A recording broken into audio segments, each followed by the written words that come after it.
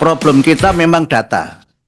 Kami berkali-kali minta data pokok kepada operator sekolah, yang dikirim pokoknya data. Sehingga kalau tadi ada problem menyangkut masalah guru, menyangkut apa itu problem kita gitu. Guru fokus mengajar. Administrasi di sekolah dipegang oleh tim administrasi, tidak ada kaitannya dengan guru. Guru jangan dibebani tugas-tugas yang lain yang di luar mengajar, termasuk regulasi bagaimana guru mendapat poin.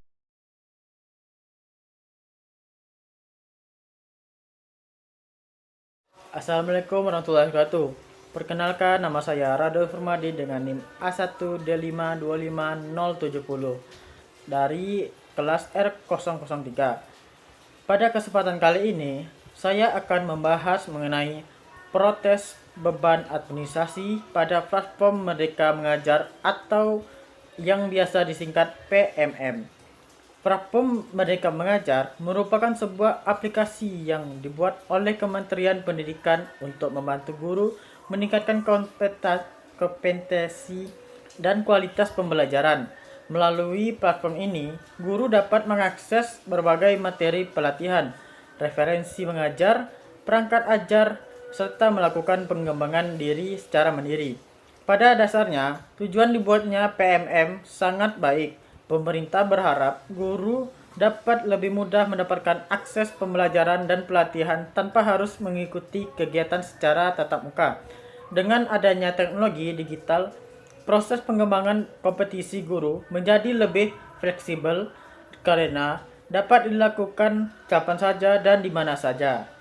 Namun, dalam praktik munculnya berbagai protes daripada guru terkait penggunaan platform Merdeka Mengajar, banyak guru merasa bahwa aplikasi yang seharusnya menjadi sarana pengembangan diri justru berubah menjadi beban administrasi tambahan. Menurut beberapa pemberitaan dalam Jawa Post dan Trito ID pada tahun 2024, salah satu penyebab utama munculnya protes tersebut adalah adanya distori atau kesalahpahaman dalam penyimpangan kebijakan dari pemerintah pusat hingga ke tingkat sekolah. Pemerintah sebenarnya menjelaskan bahwa penggunaan PMM bertujuan untuk mendukung pengembangan kompetisi guru. Akan tetapi, di beberapa sekolah muncul pemahaman bahwa seluruh aktivitas di PMM harus diselesaikan secara kewajiban administrasi yang mempengaruhi penilaian kinerja guru. Akibatnya, banyak guru merasa tertekan karena harus menyelesaikan berbagai tugas di dalam aplikasi, mengunggah dokumen, membuat laporan, serta memenuhi target tertentu. Kondisi ini membuat sebagian guru lebih fokus pada penyelesaian administrasi dibandingkan pada proses pembelajaran di kelas. Padahal, esensi utama dari profesi guru adalah mendidik, membimbing, dan mengembangkan potensi peserta didik. Ketika waktu dan tenaga guru terlalu banyak digunakan untuk memenuhi tuntutan administrasi, maka kualitas interaksi antara guru dan siswa dapat berkurang. Selain itu, tidak semua guru memiliki kemampuan teknologi yang sama. Ada guru yang sudah terbiasa menggunakan aplikasi digital, tetapi ada juga yang masih mengalami kesulitan dalam mengoperasikan berbagai fitur yang tersedia di PMM. Hal ini menambahkan tentang tersendirinya terutama bagi guru yang berada di daerah keterbatasan akses internet.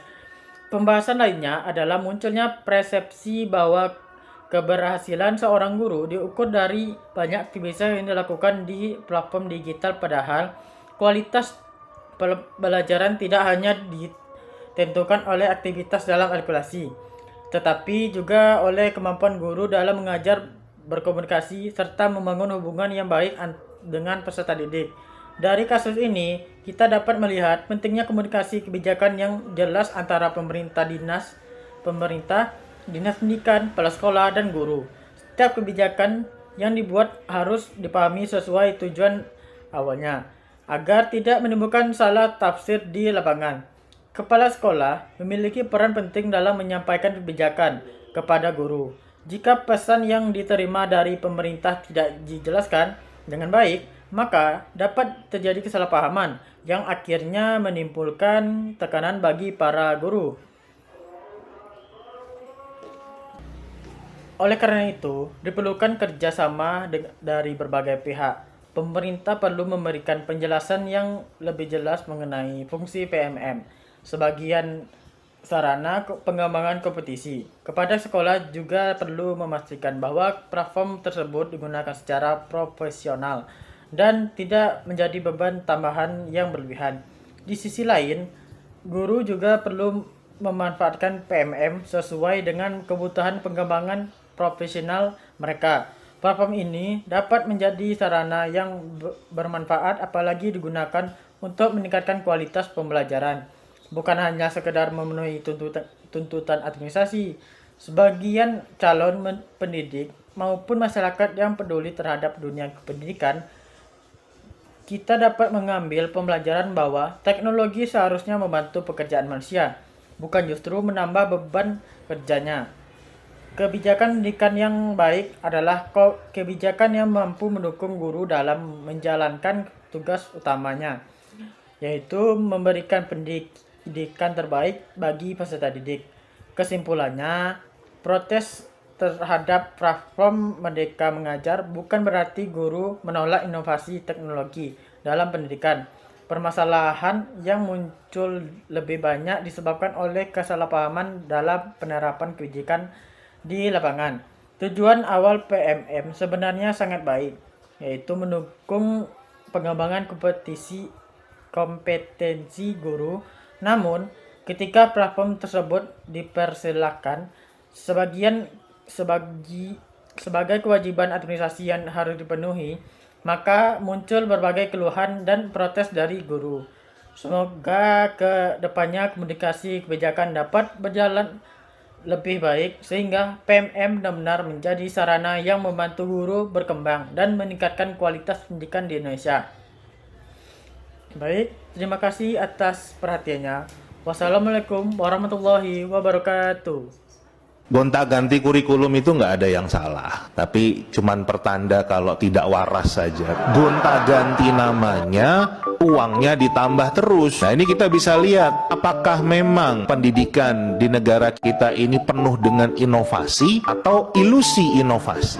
Contoh, sekarang ada asesmen nasional. Dulu ada ujian nasional, zaman saya Eptanas. Asesmen nasional, anggarannya itu 500 miliar, ujian nasional, anggarannya 200 miliar. Jadi kan benar, business as usual with more money. Nah sekarang khusus bicara kurikulum, kita muncul lagi sekarang kurma. Luarnya manis, dalamnya biji kan itu. Sebelumnya ada revisi K13, ada K13, berulang-ulang, gonta-ganti kurikulum terus. Ada nggak dampak signifikan? Ada kenaikan sedikit, habis itu turun lagi. Analoginya begini Bapak Ibu sekalian yang terhormat. Ibaratnya bangsa kita suka pusing, terus selalu minum Paramex, tapi nggak sembuh-sembuh juga. Terus akhirnya kita periksa, oh kamu itu hipertensi, terus obatnya amlodipin. Bukannya beli amlodipin, tapi malah beli bodrek. Sakitnya apa? Obatnya apa? Kan perencanaan kurma ini ya seperti itu analoginya. Antara penyakit dan obatnya sudah keliru.